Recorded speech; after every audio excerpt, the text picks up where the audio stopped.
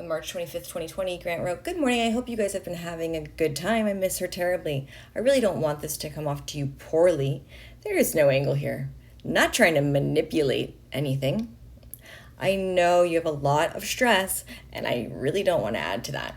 But it just is what it is. So I have to tell you. I know you have said you never want to discuss my situation with my visa and immigration, etc. And also said you don't want me causing you problems for you, and told me you just want to be left alone. Inform you of this now so you can start to mentally prepare yourself. I had found a new lawyer who, different to all the other lawyers I had seen, thought I could apply for an extension of my current stamp in the country due to extenuating circumstances. This would have given me more time to try and work out ways to borrow more money, and also gives more time for Mom to sell Hawk's Nest so I could use the combined money for the investment visa to be able to be here with Teddy. Anyway, yesterday we received notification that my application for an extension of my current entry stamp was rejected. Essentially, this means there is a 98% chance that this is it for me. My visa is expired in November last year, which my lawyer thinks is likely the reason that they wouldn't have granted me an extension of my current stamp. My current stamp expires on April 9th, and I can't overstay at all, because if I do, I would have to go underground, and if I ever left, I would be banned for 10 years. So really don't have a lot of options. I have my flight booked for Monday, April 6th. I had to book it a couple weeks ago."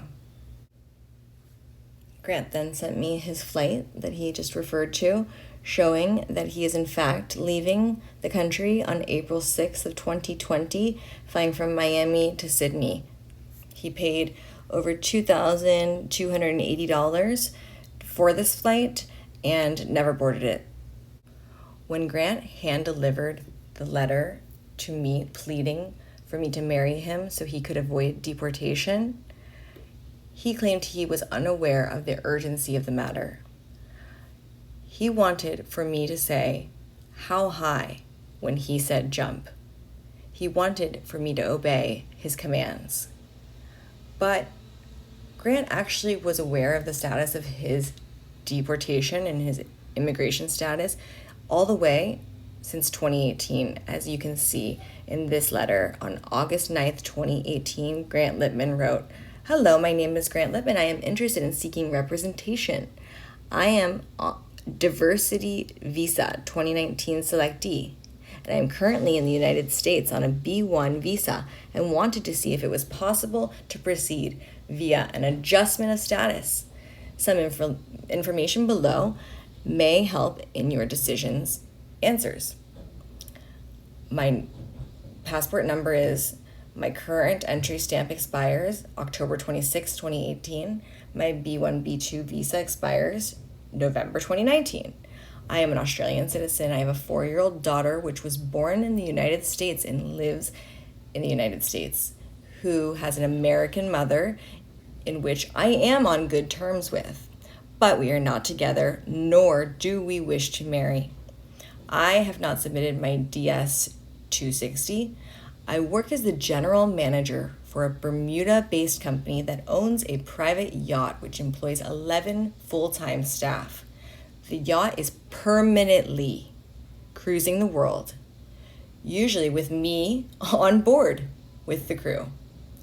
I have worked with the company for almost 6 years. I am hoping to qualify for the diversity visa through employment.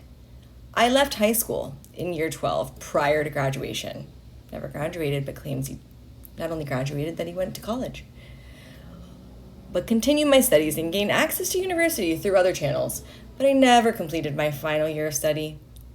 I completed the first 2 years, which was course completion of a diploma, and have my course completion transcript, but I don't actually have a diploma certificate because it's not true. The reason I would like to do an adjustment of status is because of my job and my daughter. I am constantly coming in and out of the United States to spend time with my daughter, so I have to apply in Australia, which would be costly financially and hard on my daughter. It could also impede my employment due to the potential amount of time I would be away from work. Any help you may have to be able to give me would be greatly appreciated.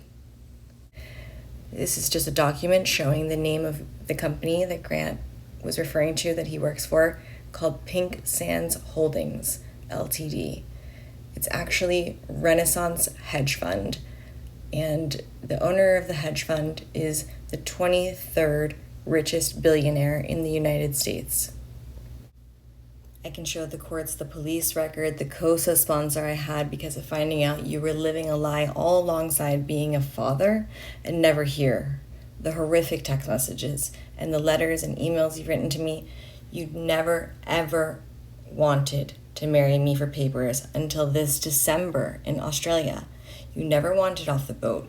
You were a rich hippie living these addict nomadic lifestyle. In 2020, when I refused to say how high when Grant demanded I jump and run to the courthouse to marry him with only a few days' notice, he then began his Hoover, meaning he did what I wanted him to always do, which was get self-help, and he got a therapist named Artemis.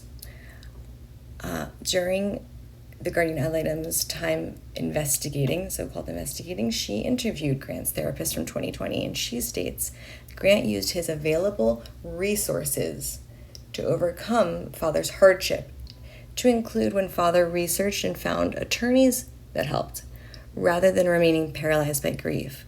I think she meant to say, because Grant had unlimited funds and family support, he was able to acquire an attorney, unlike me, who was drained from all of my assets.